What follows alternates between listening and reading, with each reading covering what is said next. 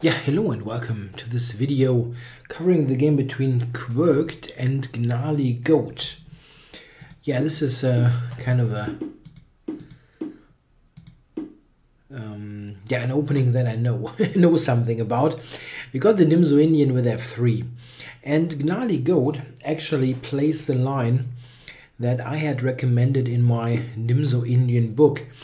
In fact, it's quite funny that some publications on the Nimzo that have been released recently have exactly the same line. Somehow different authors like Jan Gustafsson, Niklas Huschenbeet, all German GMs and me, we all came to the conclusion that this is a good line for black c5.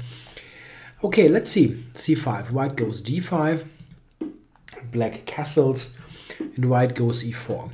This whole line with f3 is a very principled approach. White just says, okay, I'm delaying development of my pieces to get this big center going. And I think that it's basically mandatory now for black to do something against the center. He's got more than one option. One idea is to play b5 in this position, or you can start also with d6. In the game, GnarlyGoat starts with d6. Yeah, again, b5 is also a possible variation. Here there are a couple of options. This is the most principled reply, after which there are crazy complications. Black can move the knight, can even take on d5. The move d6 is a bit more conservative, is not the right word, but it avoids some extremely messy positions, but just to get into other positions that are also sharp. You can never really play something slowish, let's say, after you've went for c5. Knight e2. I wanted to say knight ge2, but okay, only one knight can go there. And now there is b5 again. Yeah, so this b5 push. Black plays to attack the white center. This is absolutely making sense. We have to be perfectly clear here that white grabbing a pawn is too dangerous. Yeah, white could try to play something like that, but after d5, black's compensation for the pawn is absolutely outstanding. You have to see that this pawn duo is strong, and the whole white position is uncoordinated. He's far behind in development, and especially the dark squares. Like, yeah, whenever you play e4, f3, your dark squares are a problem. d4, f4, e3, they all can be weak. So taking the pawn is no option. White here usually goes for a move of the knight on e2. Knight f4 was the most common option there. The thing is that the move e5 isn't all that fantastic. White can just drop back, and after that we'll get this back. Yeah, and he's quite happy that the position has closed. So after this, the most common option nowadays is for black to take on d5 or play the move a6. I've analyzed both in my book, and I think black is okay. He's got this Nimzo Benoni structure that is quite interesting, like this kind of structure. This also has been tested in top-level chess by Topalov, for example. So it's a very playable line for black. In the game here, the white player Quirked played knight g3. Certainly also possible. However, here there is less pressure on e6. The knight on f4 here always puts some pressure on e6. And here you see a difference. Black captured and played queen a5. Queen a5 is probably not that great. Bishop a6 seems to be stronger. And here we see a difference. With the knight on f4, this pawn would hang. Yeah, like take on a6, take on a6, take on e6. Knight on g3 is less aggressive. I think this is what black should play here in this position. After the capture, I believe black is can be quite satisfied here. For example, white can castle. Yeah, and here black has to decide how he wants to continue. It's a question, yeah? It's like c4 or not.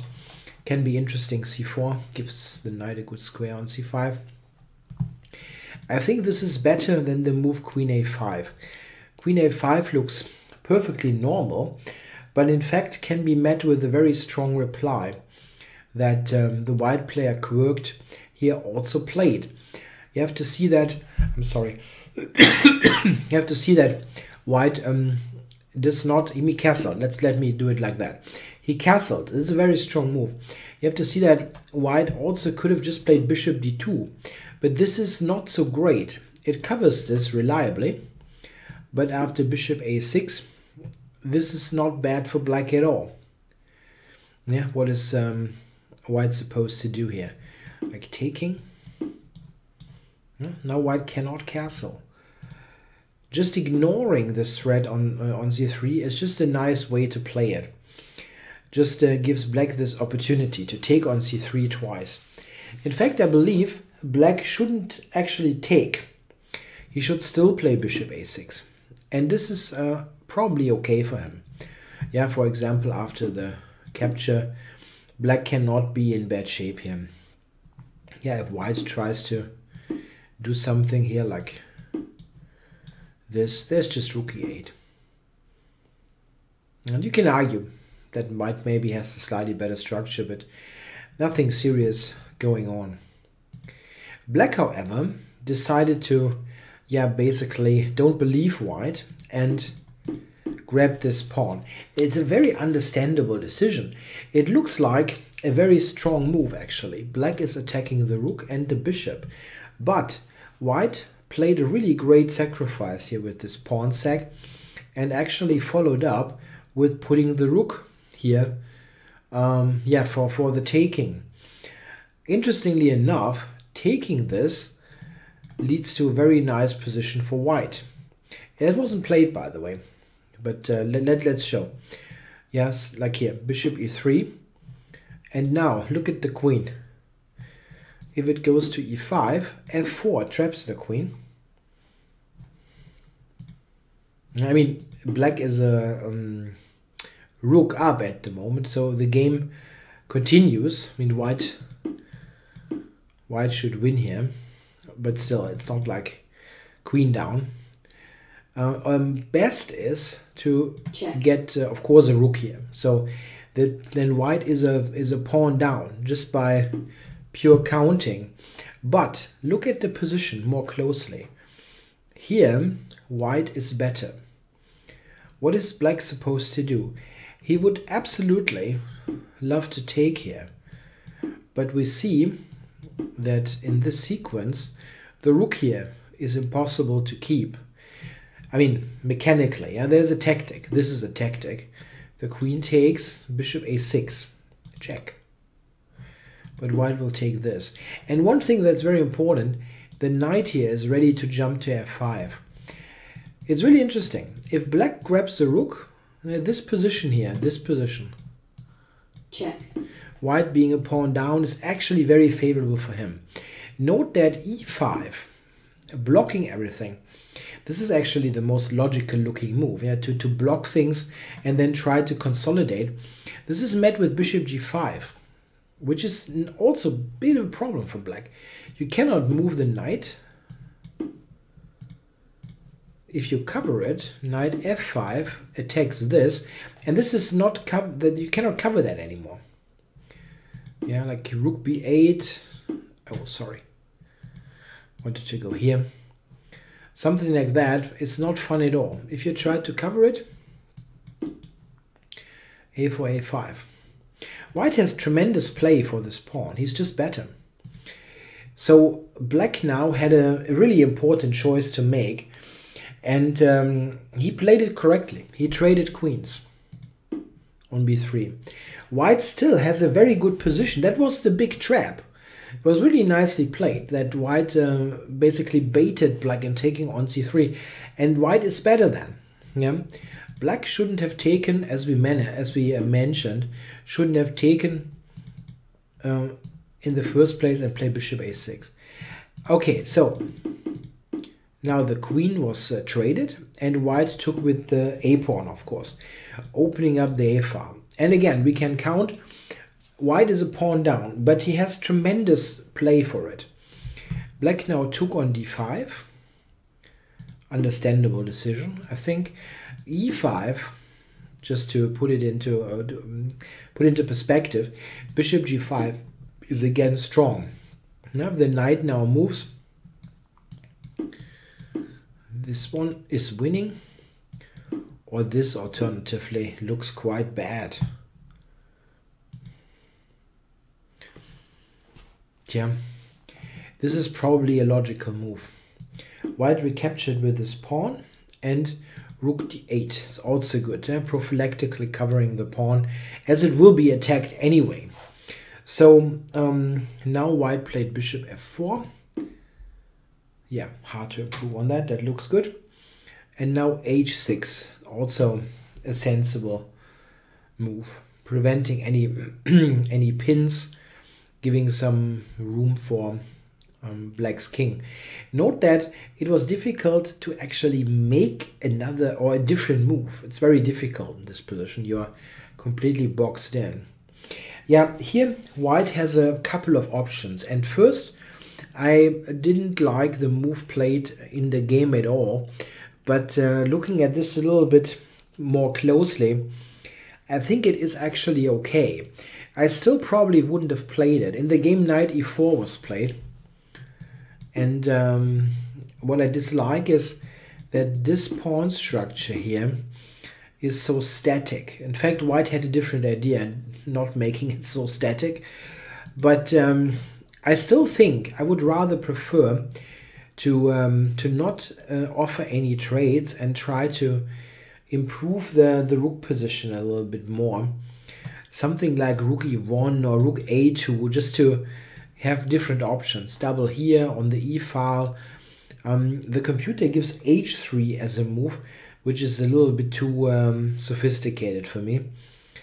I like those rook moves. Yes, trying to be flexible. I mean, white has excellent compensation for the pawn anyway, but I think this is a bit more testing than knight e4.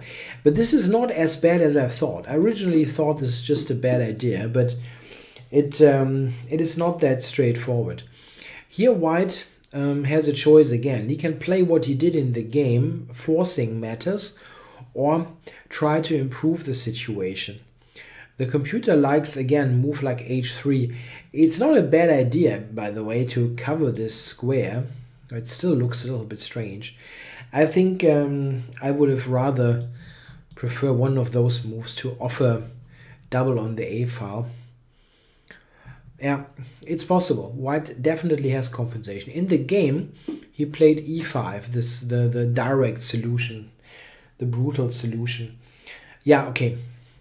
Black has to take it, and bishop captured. That was the idea. In the game, black took this bishop. That was not the only move that came into consideration. Funny enough, the surprising move bishop a6, I'm not sure, but I think it's surprising, was interesting in this position. Black has to mostly consider this one. After knight takes, rook takes, d takes e5, the most likely outcome is a draw. Yeah, those pawns will probably fall, all of them. There was one scenario, or white can take here first and then take on a6.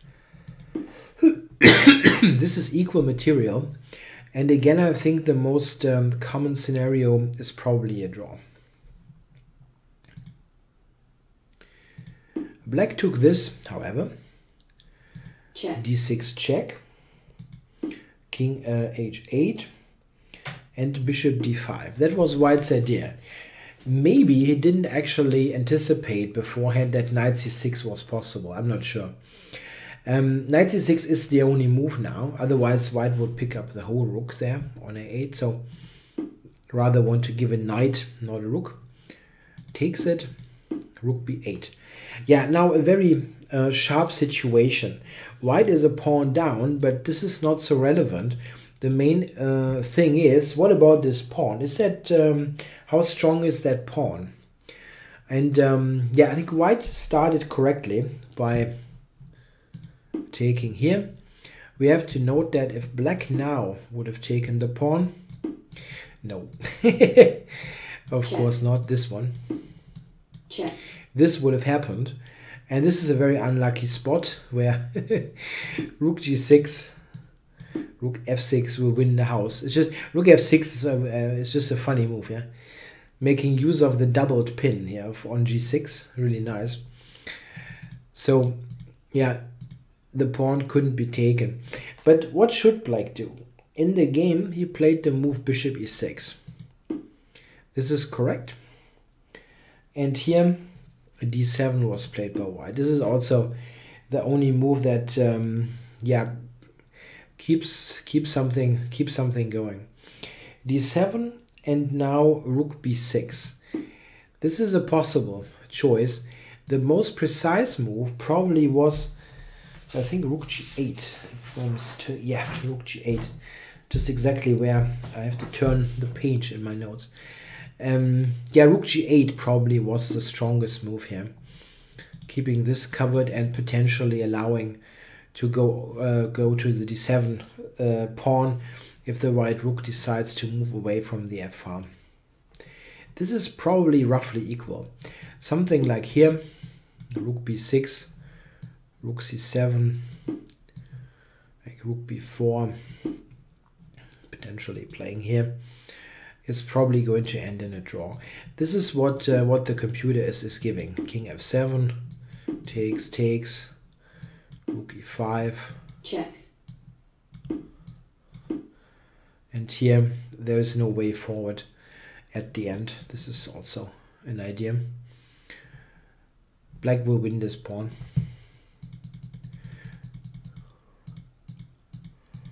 Rook g8 certainly makes sense.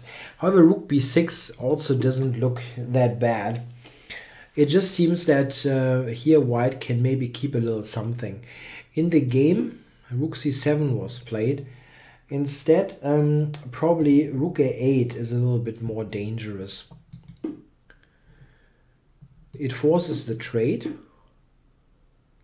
Yeah, and now there's also this threat. So rook b8 is the only move. Bishop c6, rook d8, and rook c1. White will probably win both pawns. It probably will end like this: rook c5, e3, rook e5, bishop d7, bishop f3, king g8, rook e3. This is the line that at the end I got when I drilled this a little bit. And here white has, of course, chances to win with this b pawn. Might still end in a draw, but white's winning chances are very good. Instead, he played rook c7. By the way, this is extremely difficult to assess, especially in a situation where you don't have lots of time. It's because all lines look kind of similar, and to work out the differences is extremely difficult. Rook b3 is probably not so good now. Rook g8 is king g8 is a better choice. Better get the king involved. Here it's difficult to see how white is going to do something. Note that currently this doesn't lead to anything. Bishop is on that square. Yeah, white can of course try. Yeah? Bishop a4, for example. Rook d6. Yeah, something like that. Yeah, black still has pretty decent drawing chances here. Rook g8, king g8 is probably the best. This was played, and here white had an opportunity to get a much better ending, maybe a winning ending.